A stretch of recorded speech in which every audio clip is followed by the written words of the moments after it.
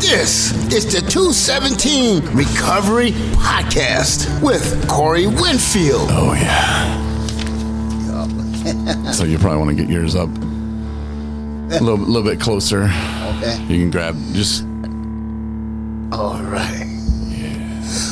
And co-host Marnie Winfield. I got nothing. Well, let's talk recovery. Is that, are we supposed to finish that sentence or something? No.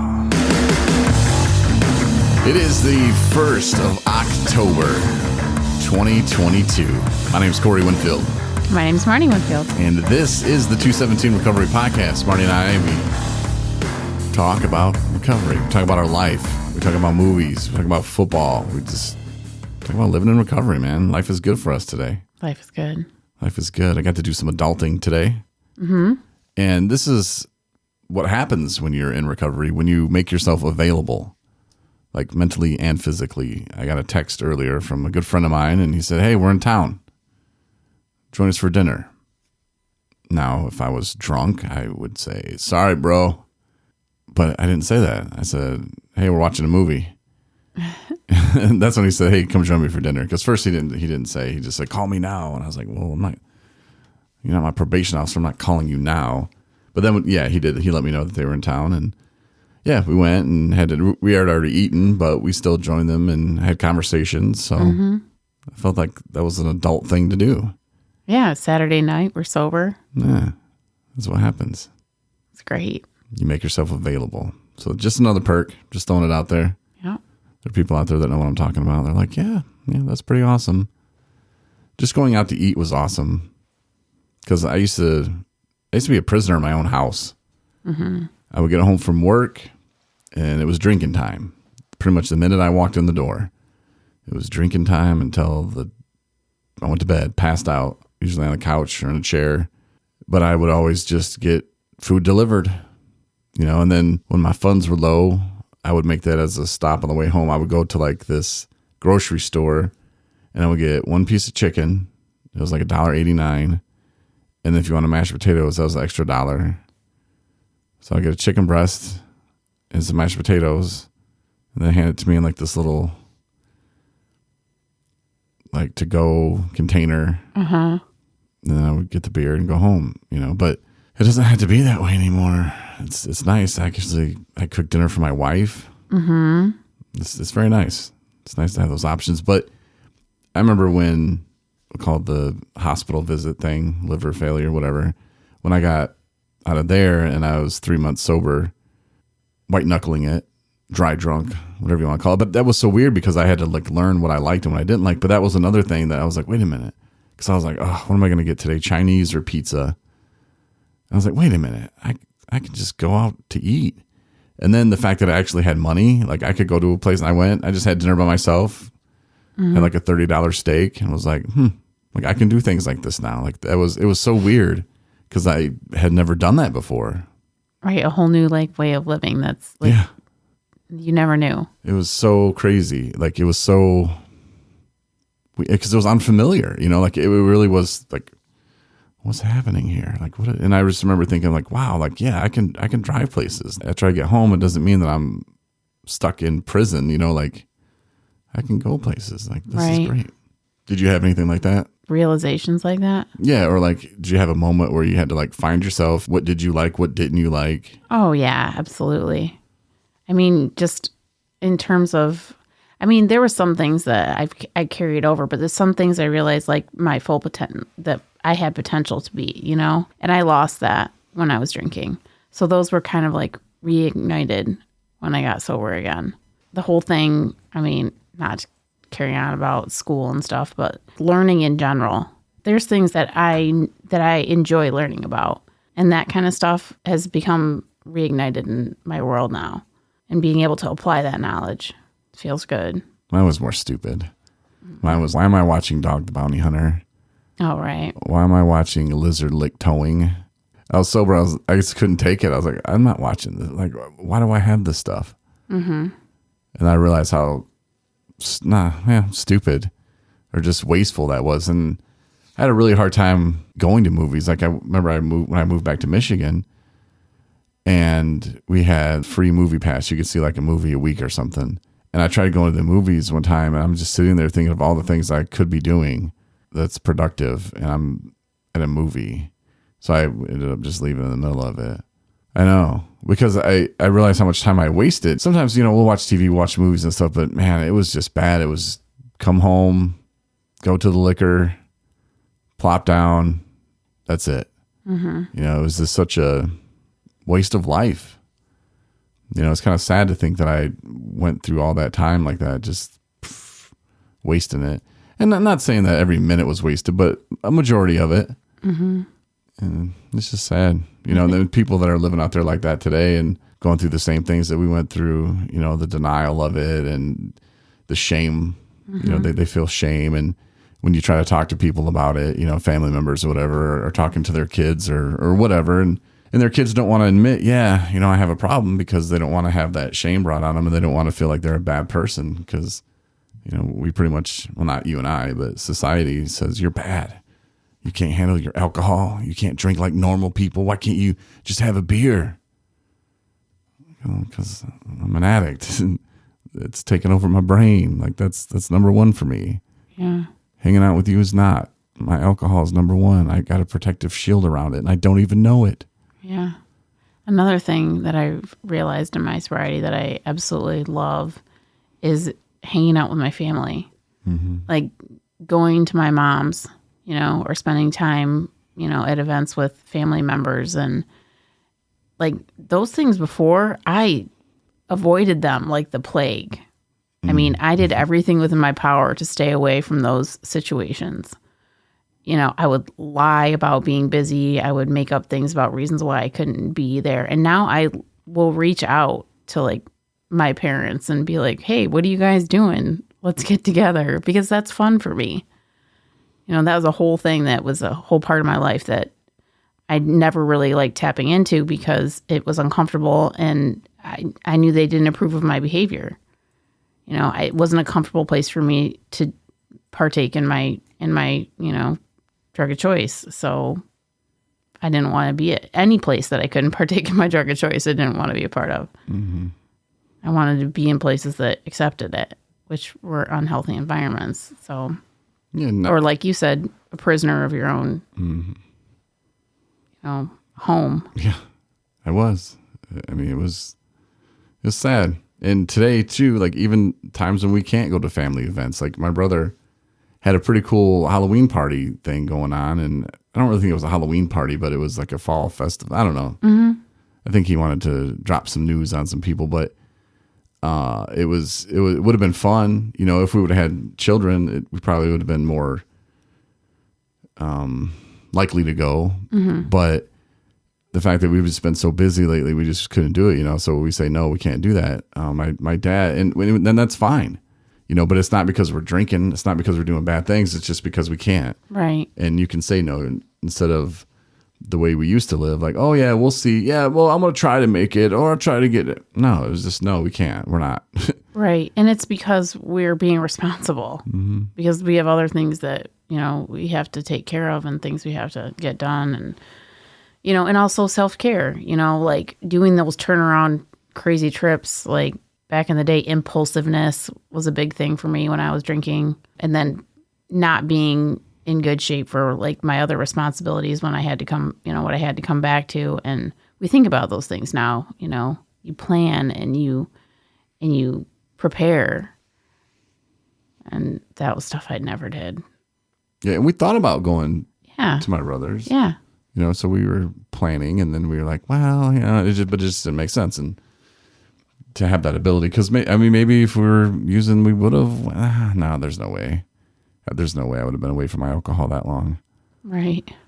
But yeah, we can say no to things. And my dad, he's just moved back to Michigan, and they got a house, and they're like, hey, you guys can come and help us sort out some stuff. And I said, they pay people. You can pay people to do that. It's like, mm-hmm. What? And I just said, nah, we're not going to do that. But It really wasn't like that. I wasn't that much of a jerk about it, but I did say, I was like, no, because the old me would have just been like, yeah, let me see what I can do, and let me call you that day. And then when they call that day, then I don't answer, and then oh no, well the cat got out, and told them all the excuses I would have told them, But now I just say, no, we can't, and I think that they appreciated that. But see, he didn't really get a lot of that because he was away. He was living in a different state, so he didn't get to experience all that fun stuff firsthand. But neither did my other family in Michigan, because a lot of the time, some of they did a little bit, but my hardcore drinking was done when I was in Arkansas and in Texas, so they didn't really get to see a lot of that. They got to see the guy that was struggling in recovery, and trying to figure it all out. And they got to see the guy who has so far, knock on wood, kind of put some things together to help him in his sobriety. So they kind of got to see the good and the bad of it all. And some of the bad of it all was actually referenced at dinner tonight. And it depends who you ask on if it was bad or not. But my friend Ron got to mention my meltdown, is what he calls it. And I guess it was epic to the people that were on Facebook at that time and followed me and stuff. So it was interesting. It's my departure from the radio station down there in Benton Harbor. But I just said things that needed to be said, pretty much, is how I look at it. But you weren't sober when you were. No. And Ron called it my Charlie Sheen moment, but I don't know. I was pretty upset. But those are things that happen sometimes when you're using, people who use opiates will tell me, well, I don't do that. We just fall asleep. Yeah, maybe. But still, I've had people hit me up. Hey man, can I have $20 for some cigarettes? And I'm like, nah, I don't think so. So there is some stuff that can go along with it. Maybe not as embarrassing as a Charlie Sheen meltdown, but but there are some moments that people could probably wish they would take back. Yeah. But you don't have to live that way anymore. Right. But some people still are stuck, and I feel for them for sure. And tomorrow, or depending when you're listening to this, on the 2nd of October at 10 a.m., we're going to do another Discord, which Discord is an app. It's like a chat. There's no video involved with it, so you can do it in your PJs. You don't have to worry about that. But last week we had a few people on, and then I sent out the link on Facebook and Twitter and all that. And I think we got 15 people that have signed up and joined our Discord server. Tomorrow? They're going to be there tomorrow? I don't know how many will be there tomorrow, who will be there tomorrow, but around the 2nd of October at 10 a.m. But you're more than welcome to join the Discord server. You can chat on there throughout the week or whatever, if you hear something on the podcast or if you want to chime in. And eventually we're going to at least do one podcast on there. And how that's going to work is we're going to either say, hey, Friday at 7 o'clock, we're going to be on, join us, and you can be on the podcast too. Kind of like a call-in thing, sort of. But then you can just jump on Discord. We'll record the podcast like we normally do, and then we'll actually be able to go to people like, hey, Jeff, you want to say something? Because you can click a little raise your hand button if you want to talk. And tomorrow, or the 2nd, whatever, if somebody wants to talk, they can just say, hey, and then I click their button and they go up to the top, and it's very simple. Tyrone figured it out, sort of. So I think that's awesome. I think that might be something that you can get into. Yeah, it's the 217 recovery stage is what it's called. Well, because the thing once you is, go to the Discord server. Right, because radio stations, like you were saying earlier at dinner, my mom's big on, you need to have a call-in. You need to have people call in. I'm like, well, we do these at odd times, and it's never really scheduled. Right. And what are the chances that people are going to call? It's just, it won't work. It won't work. But this is a perfect platform to be able to do that, to actually have people be able to be on the podcast, even if it's just, not for, just to be able to share whatever it is they want to share. Yeah, and maybe some people just want to listen to it live. Yeah, for sure. Because we do some live, but you have to have Spreaker, and most people don't have Spreaker, and that's not how they listen. They listen through iHeart or Pandora, Spotify, or maybe through a 217 Recovery app. You know, you just really no way to hear it live and to actually interact with us. So Right. I think it'll be very cool. So sign up for Discord. It's free. I don't know if you have to have a link sent by me or us, but if you do, just go to Facebook or Twitter, or if you just get the Discord app, maybe just search 217 Recovery. But I know there's links, like I said, on our social media pages that you can just click on. And that'll Can you take post right a there. link on the app? What? No? Oh, yeah. The 217 app? Yeah, I can do that. I'll do that tomorrow Okay. before it starts. But And yeah. then let people know when the next one's going to be. Yeah, I figure every Sunday at 10 a.m., but we can move that. But yeah, like the podcast one, you know, we'll set up a time to actually do at least once a week to give people a chance to listen live. And like I said, be a part of the podcast. It'd be a lot of fun. Make your mom happy, even though she doesn't listen. I'm going to have my mom be in Discord. Yeah. But right now, it is Saturday night. Tonight on the Intimacy Game. It's Saturday night, and that means one thing. They're both gonna answer questions honestly. It's time for the Intimacy Game. Corey and Martney. Draw a question from the box, and we're gonna answer it honestly. Here on the Intimacy Game. It's time for the Intimacy Game.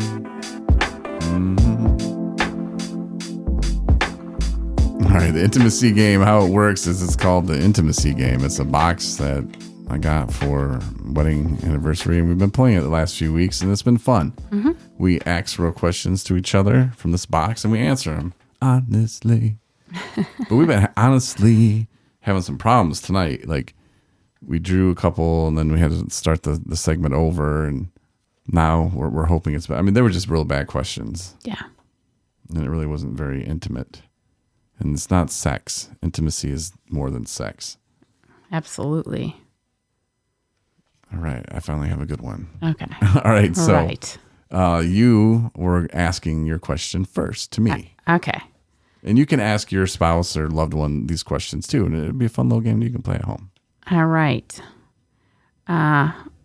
What are the deal breakers that would make you reconsider our relationship?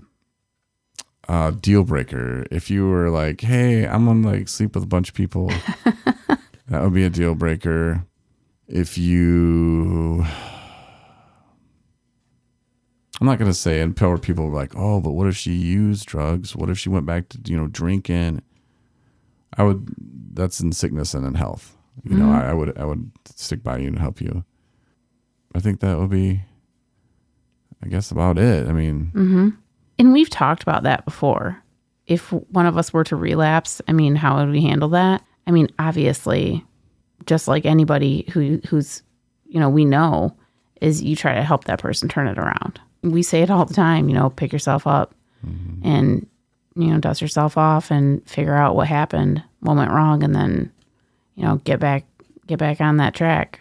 a lot of people could look at that like, oh, that's a free pass, bro. But we've maybe talked about it once. Like it's not something like we talk about a lot. No.